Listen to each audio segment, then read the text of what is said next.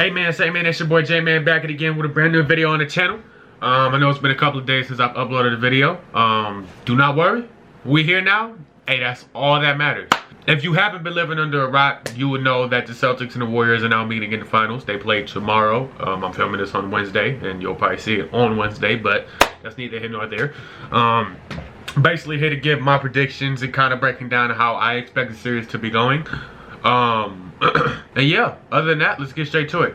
To be quite frank with you, I'm not gonna lie. I think Boston's going to win this year. I just think Boston has just the run they've made and the players they've beaten, the teams they've beaten. They've beaten a little bit tougher players than Golden State has had to go through.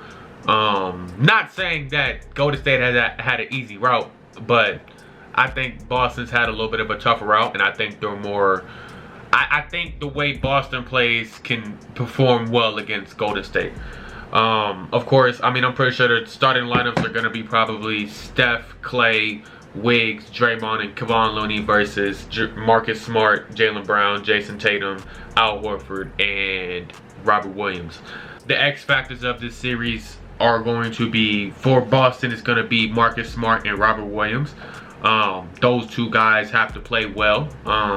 But mainly Marcus Smart. Marcus Smart is going to have to get around 18 to 19 points a game, distribute the ball at a good level, not turn the ball over, and be able to keep up with Steph on a defensive end at a high level. Because, I mean, Steph, the thing that's so good about Steph is somebody who's not going to have the ball. It's not easy to game plan for him because he's not going to have the ball, and he's not going to have the ball at the top of the key. So, in a situation where if Boston was going like a Luka or a Giannis or certain players who are ball dominant, you can set the defense up and you can base your defense around them because you have a set defense and everybody's looking at him. What the problem with Golden State is, Draymond's mainly the guy initiating the action. So when you have Steph and Clay coming off those pin down screens and they cross, Boston's got to be really locked in, making sure that they're guarding that perfectly. Same thing for Marcus Smart. And with that defense that Boston plays, with the switch everything defense, it could help them. But also they have to make sure that they don't panic in any means. Because if you panic, then you're going to mess up that switch. Somebody's going to get an open three, and that's the one thing you don't want to do. Like I said, Marcus Smart is going to be mainly the X factor for Boston this series. I mean, Robert Williams has some type of X factor in him as well, just off of he has to establish the paint presence a little bit in terms of the defensive end, like not allow Steph to get that, not to get that pin down screen where they overplay and he cuts back door and he gets an open layup, or he gets the ball off the pin down and say Marcus Smart overplays it and Steph gets an open lane to the basket. It's on Robert Williams or Al Horford and company to make sure that paint presence is set to where Steph can't get that easy layup that he would normally get, or the and one layup that he would normally get that would start a run going or give Steph rhythm. You can't really allow him to get that. Same thing for Klay Thompson, Jordan Poole, Draymond. Like, Robert Williams is going to have to make sure the paint is settled 1000%. And for Golden State, I mean, I'm pretty sure you know the X factors are going to be Klay Thompson and Jordan Poole. I mean, it's kind of ridiculous to ask Draymond to get you 20. That's not even his role on that team. Draymond just has to be Draymond. Steph, I mean, Steph could be an X factor, but we know what Steph's going to do. If I'm correct, he's averaging 27 points per game in his playoffs. And I think me and you could both agree that Steph isn't really looking like the Steph that we know and love him for. Not saying he's been bad, but it's just not the same Steph that we've seen as of years, where he's had that 38-point outing where he hits 8 threes and 9 threes. He just hasn't had it, and he hasn't had to have it. So that could be scary for Boston because Steph hasn't had his best series yet. He hasn't had it. But, I mean, Jordan Poole is going to have to give you around 18 to 19 points per game on solid shooting. I mean, he's somebody who brings a punch off the bench. I know he's in their closing lineup. In a one-on-one scenario, I believe, in my humblest opinion, I would give to Jordan Poole just because Jordan Poole has the tools to get the three, the midi, off dribble. He can get to the cup at a good level. Not saying Steph and Clay can't do it, but I would much rather Jordan Poole be the guy that you give in a one-on-one scenario because his game is more predicated on that. So that's why he's going to be valuable in the Golden State series. And then Clay, I mean, Clay's going to be guarding Jaylen Brown. And I think, and it is no knock to Clay, because I love Clay. But Clay hasn't seen a lot of players since 2019. So he ain't really seen Jason Tatum for real. He ain't seen him. He's only seen him 2 times this year. Actually, he only seen him once. He ain't seen Jaylen Brown. He only saw Jaylen Brown 1 time in damn near 3 years. So when you put that into effect, if he's guarding Jaylen Brown, which most likely I feel like he will be guarding Jaylen Brown is going to be taking around, in a game where you force him to shoot shots, he's going to take around 18 shots, 18 to 20 shots. Recently with Boston, though, Jason Tatum and Jaylen Brown haven't been shooting the ball a lot, but the thing is, they haven't been shooting the ball a lot, but they've been scoring it at a high level. So that's going to be concerning for Golden State as well. But Clay's going to have to guard Jaylen Brown. He's got to be the primary defender on him, and he's going to have to produce on the offensive end. Now, I'm not saying he can't do both. I'm not saying that, but it's been a while since we've asked Clay to do such a tough task of that. He hasn't had to. I mean, yeah, he's been put in situations where he's had to guard a Luka Doncic on switches, or he's had to guard a John Moran on a switch, but where you come into the game and you know you're guarding him roughly 28 to 33 minutes a game, that's gonna be very tough on him, because he hasn't had to do it yet. He hasn't had to do it yet for a whole game, and especially now in the finals, this is do or die. So that's why I have him as more of an X factor, because now he has to guard a Jaylen Brown, he has to guard a Jason Tatum, he has to guard these big guys who let's be honest, they're faster than Clay. They're more athletic than Clay. So he's gonna have to keep up with them as well. And then also he's got to produce on the offensive end against a but a gritty defensive Celtics team who led the league in defense the whole year. And they led the league in defense, I would say, for half a season. They were so good for for 50 games of defense to where they finished first. That says a lot about Boston and their defense right now. And with Boston's lineup, with having, Jaylen Brown and Jason Tatum, on the offensive end, you really don't have to worry. And that's mainly where Boston is taking advantage of. I mean, Boston has hung their head on defense the whole season and throughout the playoffs. I mean, if you look at the stats, I mean, they had Kevin Durant struggle. They had Kyrie struggle. Was Giannis getting off? Giannis probably got off the most out of any player on that Boston defense besides Jimmy Butler. If you look at Chris Middleton, if you look at Drew Holiday's and Giannis's, if you look at some of their games from their field goal attempts and their makes, Boston was giving them a very hard time. And then you go to the Miami series. I mean, if you look at the Miami series, bro, if you look at the scoring from 1 to 15 on that Miami team, dog, I think only 2 players were averaging double figures. That Boston defense is legit, and especially in the half court, it's going to be very tough for Golden State to find a way to get around that. I mean, I still have faith in Golden State just because you have Steph, Clay, and Jordan Poole. You have 3, I wouldn't say dynamos on the offensive end, but you got Steph, who's always going to have 2 sets of eyes on him, and then you're going to have Clay, who's going to have a set and a half, and then you got Jordan Poole now, who's a one-on-one specialist now. So you're gonna have one guy guarding him, and you're gonna have to have some person ready to help if they get by him in a situation like that as well. So it's gonna be a very, very, very, very interesting series. I think this series is gonna be predicated on defense on Boston's end and offense on Golden State thing, because Boston hasn't really seen an offense like Golden State in this run, and Golden State has seen a defense like Boston. Not on the same caliber, but like Boston in that Memphis series. And that Memphis series went to 6 games.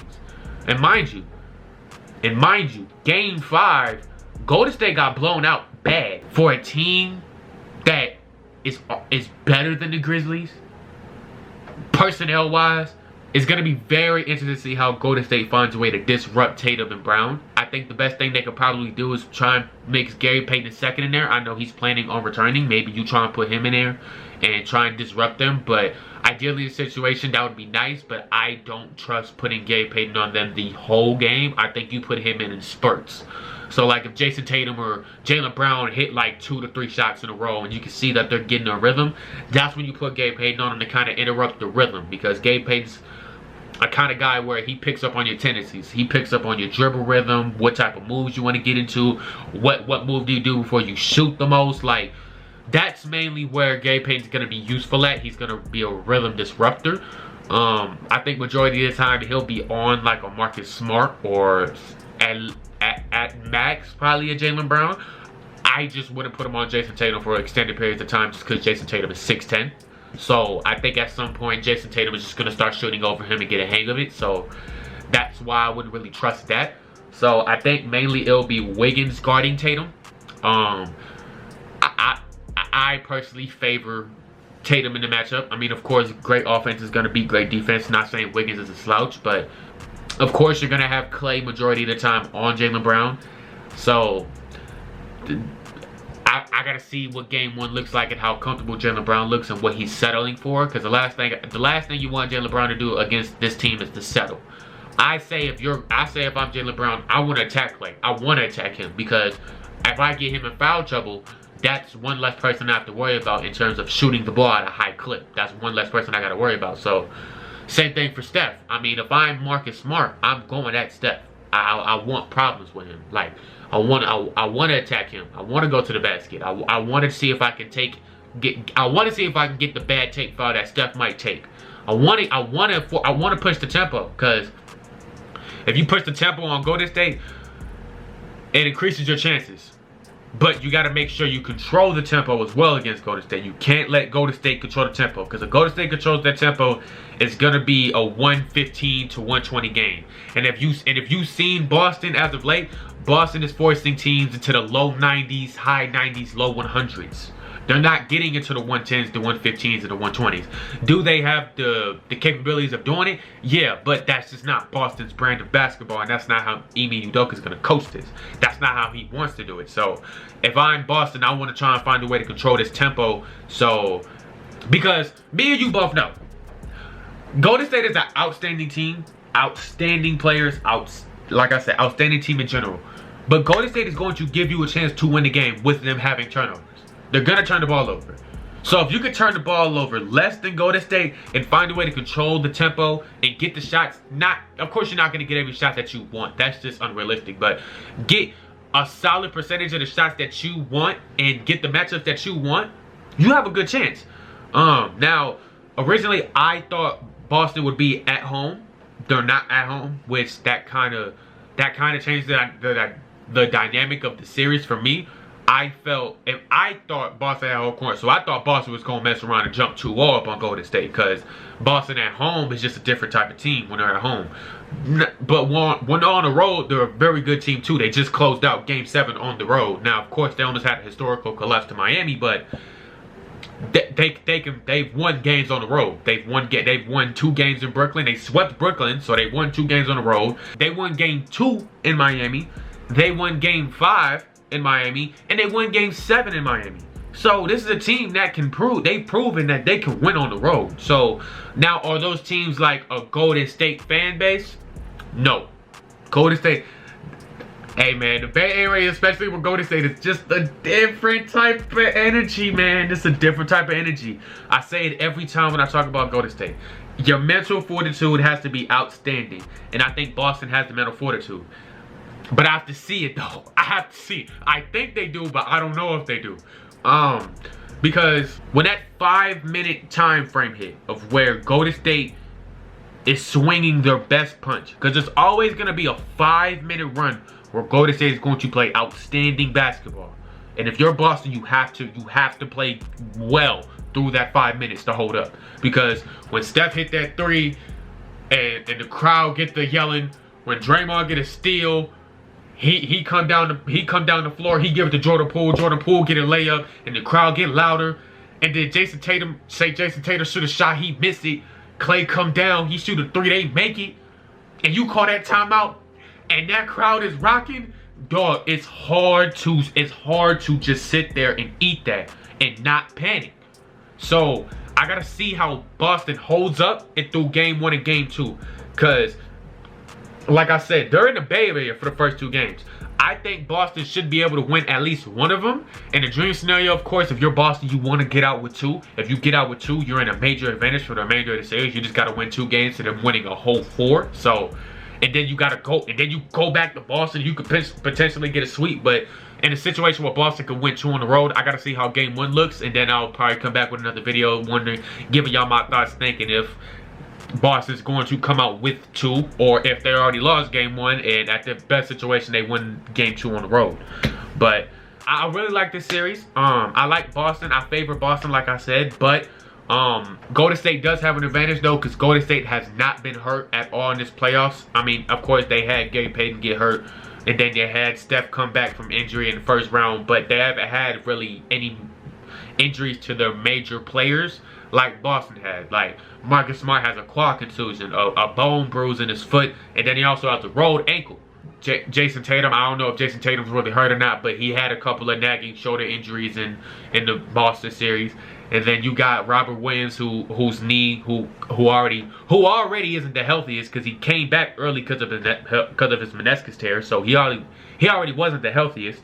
And then, you know, he had to miss some games in and out because he had a bone bruise in his knee. So, but I mean, like I said, I still favor Boston. Let me know who you got in the comment section. And let me know who you got, and let me know how many games you got them in. And other than that, if you made it this far in the video, go and like the video, go and subscribe if you're new, and make sure you hit that notification bell so you get notified whenever I upload. And yeah, man, I'm out, bro.